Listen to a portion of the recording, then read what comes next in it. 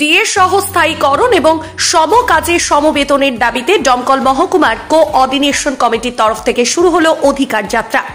এই অধিকার যাত্রায় সংগঠনের সমস্ত নেতৃত্ববৃন্দ থেকে শুরু করে মহকুমা সম্পাদক সহ রাজ্য কমিটির সম্পাদক উপস্থিত ছিল।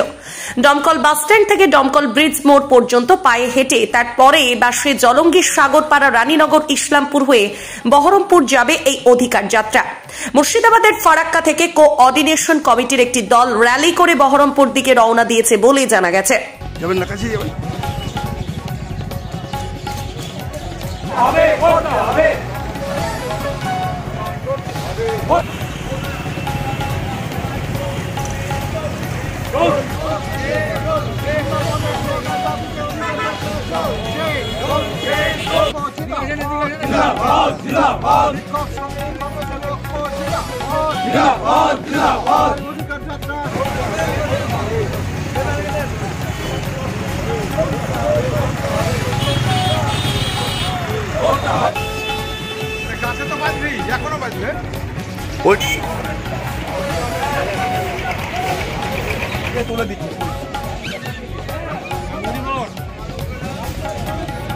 এই অধিকার যাত্রার বিষয়ে কমিটির তরফ থেকে কি জানানো হলো দেখুন।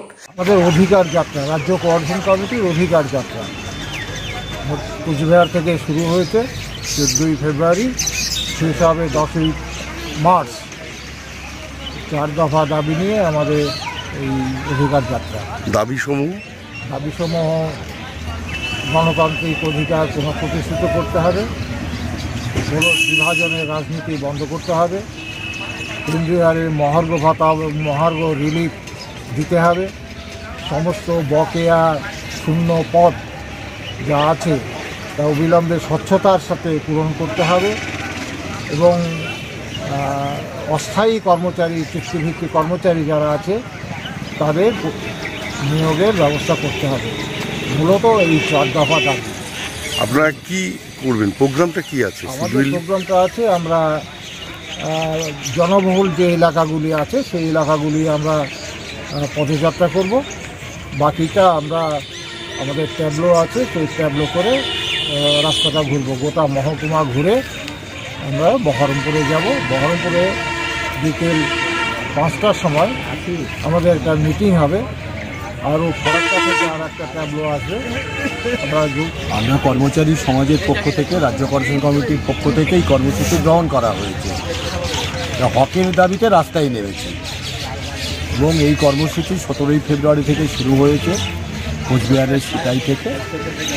10ই মার্চ দক্ষিণ 24 পরগনার যাদবপুরেই কর্মসূচি শেষ হবে এবং আগামী 14ই মার্চ রাজ্য কোঅর্ডিনেশন কমিটি এবং সরকারি কোষাগার থেকে বেতনপ্রাপ্ত অন্যান্য সংগঠনগুলোকে নিয়ে নবান্ন অভিযান হবে। এখন এই সময়কালে আমরা দেখছি যে রাজ্য সরকার বিভিন্ন বিষয়ে উদাসীন। শুধু কর্মচারী শিক্ষকদের যে তাদের যে দাবি দেওয়া সেটাই নয়, আজকে হাজার হাজার বেকার, লাখ লাখ বেকার, তাদের নিয়োগের কোনো রাস্তা নাই এবং যা নিয়োগ হচ্ছে সে নিয়োগ দুর্নীতিতে ভরা। স্বাভাবিকভাবেই আমরা স্বচ্ছতার দাবি স্বচ্ছভাবে নিয়োগের দাবিতে এই কর্মসূচিতে আমরা নেমেছি। পাশাপাশিভাবে আমরা যেটা দেখছি যে আজকে আমাদের রাজ্যে গণতন্ত্র বিপন্ন। আমরা যদি গণতান্ত্রিক অধিকার পুনঃপ্রতিষ্ঠা না করতে পারি তাহলে কোনো কিছুই আমরা অর্জন করতে পারবো না। স্বাভাবিকভাবেই সমাজের অন্যান্য অংশের মানুষের সঙ্গেও আমরা রাজ্যের গণতন্ত্র পুনঃপ্রতিষ্ঠার জন্য আমরা রাস্তায় নেমেছি। গণতন্ত্রে অগাধ বিশ্বাসী একজন ব্যক্তিত্ব আপনি, পাশাপাশি এই বর্তমানে পশ্চিমবঙ্গের যে রাজনীতির অস্থিরতা তার উপর দাঁড়িয়েও আপনি কি পটভূমিকা নেবেন? সামনে যে ইলেকশন আসছে একদম কাছে চলে এসেছে, কি বার্তা আপনি জনগণের কাছে আপনার সংগঠনকে দেবেন? আমরা জনগণের কাছে বার্তা আমরা দিতে পারবো না, যেহেতু আমরা কর্মচারী সংগঠন করি। আমরা আমাদের জনগণের সমাজ, কর্মচারী সমাজ, তাদেরকে আমরা বলবো তাদের যে অভিজ্ঞতা, আমরা তো অভিজ্ঞতার মধ্য দিয়ে আমরা অর্জন করি সব কিছুই। আমাদের যে অভিজ্ঞতা, এই অভিজ্ঞতার মধ্য দিয়েই আমরা যে আগামী যে লড়াই সংগ্রাম, সেই লড়াই সংগ্রামে আমরা আমাদের ভূমিকা আমরা নিশ্চয়ই পালন করব, গ্রহণ করব। এইটাই হচ্ছে আমাদের আমাদের কর্মচারী সমাজ, আমাদের অনগণের সমাজের কাছে আমাদের এই বার্তাই আমরা দিতে চাই। মুর্শিদাবাদ থেকে রথিন সিংহ রায়ের রিপোর্ট, 24 ঘন্টা লাইভ। কি রে, তোদের হলো?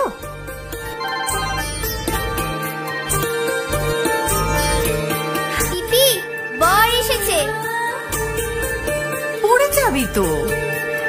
আমার বিয়ে, আমার বেনারসি, একটা নতুন গল্প তার, মন ছুঁয়েছে মনের মানুষ, স্বপ্ন যে আজ রঙিন। নতুন স্বপ্নে নতুন করে সেজো। বিমল শাড়ি সেন্টার, কাঁচরাপাড়া।